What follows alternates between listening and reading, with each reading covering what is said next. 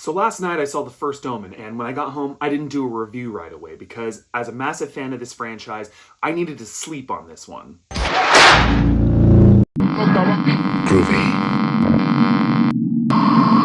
What's going on, everybody? I'm Can't Kill Dill, lover of all things morbid, macabre, and horrific, and if you are too, then go ahead and stab that like button. Okay, so right out the gate, people are gonna notice similarities with Immaculate. There's nothing you can do about it, that's just the way it is. And I kind of knew this originally when I went and saw Immaculate. I was like, oh man, I hope this doesn't really dampen on The First Omen at all. It does not. The First Omen is very much still its own thing. It serves as a prequel to the original The Omen film. And while it does have similarities to Immaculate, it is able to stand enough on its own, and it does it better. Arkasha Stevens directed this and nailed it. Yes, the movie is a bit of a slow burn. I was kind of expecting that, but the payoff is so worth it. As a prequel to The Omen, it is masterfully done. It serves its purpose just beautifully. Do you need to see The Omen before you see this film? No, you don't, but will it kind of heighten your experience? Yes, I do believe it will. Granted, I'm a massive fan of this franchise. I love this franchise so much. You know, like, what are those, dude? I don't even, like, who the fuck reads the Omen books?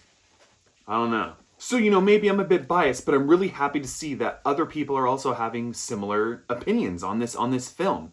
It was, honestly, I want to say masterpiece. Now, the story itself is simple enough, similar to Immaculate. An American woman comes to a foreign country, you know, is involved with the church and then this orphanage. And then she finds that this, you know, church, these religious fanatics sort of have, there's like a dark conspiracy, and they're trying to, you know, force the birth of, you know, well, sort of different, but sort of similar. But different enough. Things in both films are approached vastly differently, and both, I loved Immaculate, but this is better. It was just done better. Arkasha Stevens nailed this thing, okay? The shots in this movie are so... there are breathtaking moments. The cinematography is so good. Holy shit, man. This is a great looking movie. It is beautiful. And there is some grotesque, terrifying imagery. We knew that this film, you know, was going to be given an NC-17 rating, and they had to fight to get that pushed down to an R. They had to do some editing, and you see the movie, you're going to know exactly which scene that is, that they probably had to cut down a bit to sort of, you know, kind of rake in that R rating and tone it back a bit. But the movie doesn't stop there. It keeps going. It is a bloody, bloody ride to the end. It is so disturbing. It is so good. The whole cast did a stand-up job. They were all really great, but Nell Tiger-Free, who played the main character, she was a standout. I've never seen her in anything before, but now I'm a fan. She was great. And there will be spoilers in this, by the way. I don't know if I mentioned that. I assumed initially that Nell's character, Margaret, was going to be the mother of Damien. I thought that was the case, but then they kind of give us this whole story of this young girl who's sort of being kept in the bad room. She has the mark. So, you know, and this is before the whole thing's revealed and stuff, and so we're like, holy shit, okay, it's this girl that's going to be the mother of Damien. This is wild. What's going on? Well, I guess this was sort of maybe like their big kind of twist of the movie. I'm not sure.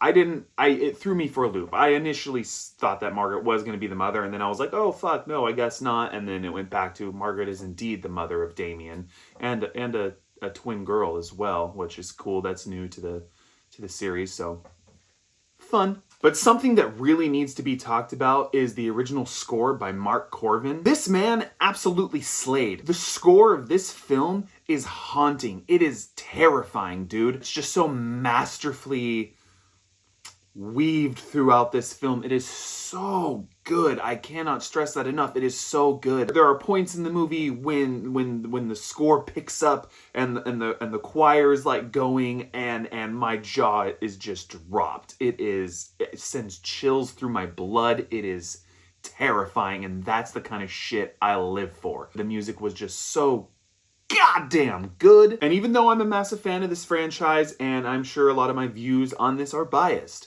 I did not come out of this thinking it was a perfect film. There are some things that, you know, sort of, there's things that were done a certain way that I would not have done. For instance, the scene earlier in the film when one of the nuns is giving birth and Margaret watches, and she has this vision, and it's quite graphic. It's, I believe it is the scene that garnered them an NC-17 upon first review from, the board or whatever.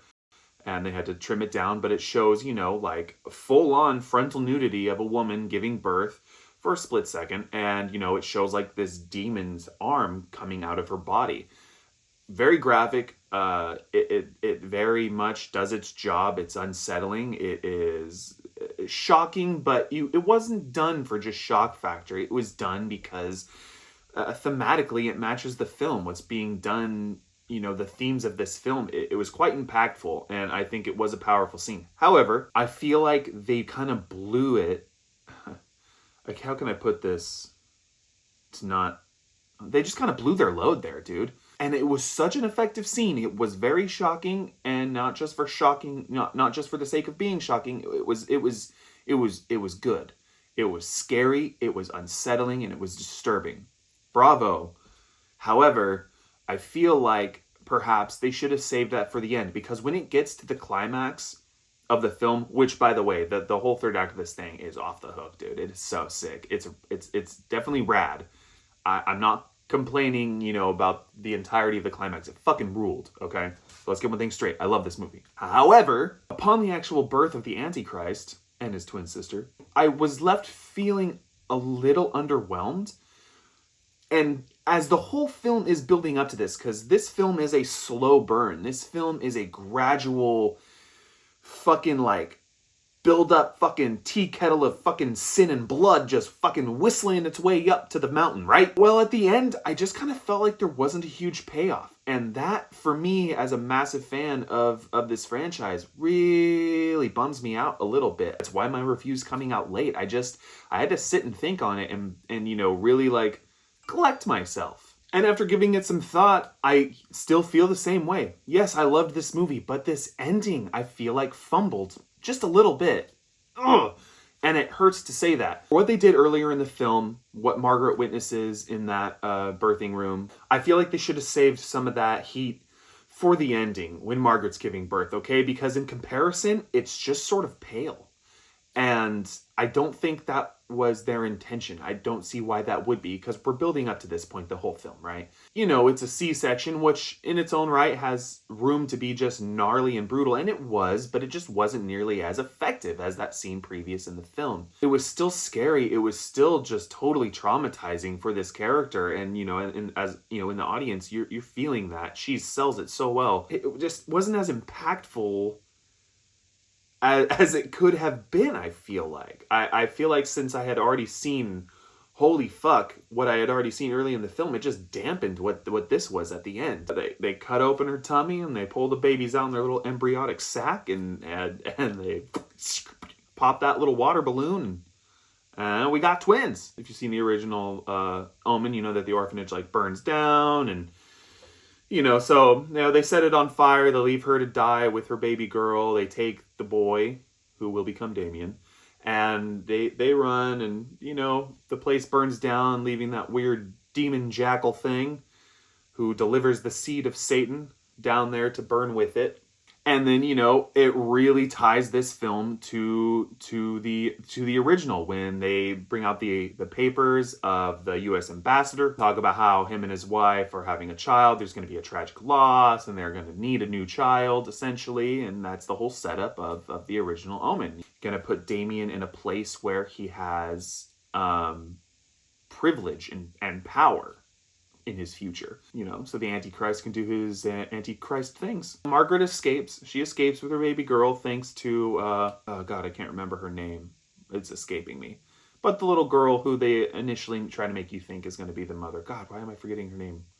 Doesn't matter. I feel like maybe the movie should have ended there, but they kind of do like this epilogue type scene at the end there. We kind of do a little flash forward and the baby girl is like, I don't know, like a toddler or something like that. And so we know that, okay, Damien has been adopted at this point. Damien's now a little boy. And, and then the father shows up to her house and, she fucking comes up behind him with her rifle and she's like, fucking dip, bro. We don't want you around these parts. And he's like, oh, fuck, my bad. And he fucking goes to leave, but then he's like, hey, just so you know, the church is still looking for you. They know you're alive. They want you dead, bitch. And also, you know, they named him Damien. That's kind of like this weird little like name drop, like as if we didn't know that the boy was going to grow up to be Damien. We knew that. However, I feel like the scene wasn't, I don't know. I feel like they did that to sort of maybe, and I'm not sure, but it felt like perhaps this was sort of a scene injected to suggest that there could be further films in this universe. And I have some thoughts on that. My thoughts are, if you wanted to do more films in this universe, it's cool doing a prequel to the story, but to make it a direct prequel to the original Omen film seems like you're kind of putting yourself in a box, because then you could have done a sequel to this and had Margaret appear within the workings of the first of like the Omen, you know, where that story leads with the original Omen film. So they would have to do some weird like Lion King 1.5 type shit if they wanted to do more like movies within the universe, I guess. How would they do that? I don't know. Perhaps they could do make it like a fucking prequel-requel sandwich, dude. So you got the first Omen, you got the Omen, the original, and then you do a new sequel to that in which Margaret is like, so it would like replace the second Omen film, and then Margaret would be involved, and the story would go from there, and you'd have Damien, you'd cast somebody new to play Damien, obviously. That's just kind of the vibe I got. That doesn't mean that doesn't mean that's what they're doing, but that's just how it felt. I feel like that scene was just kind of tacked on. Yeah, it hurts me to say that the climax left me feeling a tad bit underwhelmed. It was still good. I by no means am saying that it's bad. Like I said, I loved Immaculate. I still think, with all of this that I've said, I still think that the first Omen is better than Immaculate. I think it had better cinematography. It had better music. The acting was on par. I'm saying this sound like a fucking broken record, but as a massive fan of this franchise, I loved it, but I'm not afraid to admit that it had its problems. And I had some problems with it. But it was so good. You definitely should see it in theaters if you have not. And if you have seen it, you know, let me know what you think about it, because I would love to hear your thoughts. And am I just a dickhead? Am I just judging it too harshly? Or like what? I don't know. Let me know. And if you're a fan of horror content and you want to see more like it, or you just want to bullshit horror movies with me, go ahead and stab that like button, slash subscribe, and gut that bell notification. Later.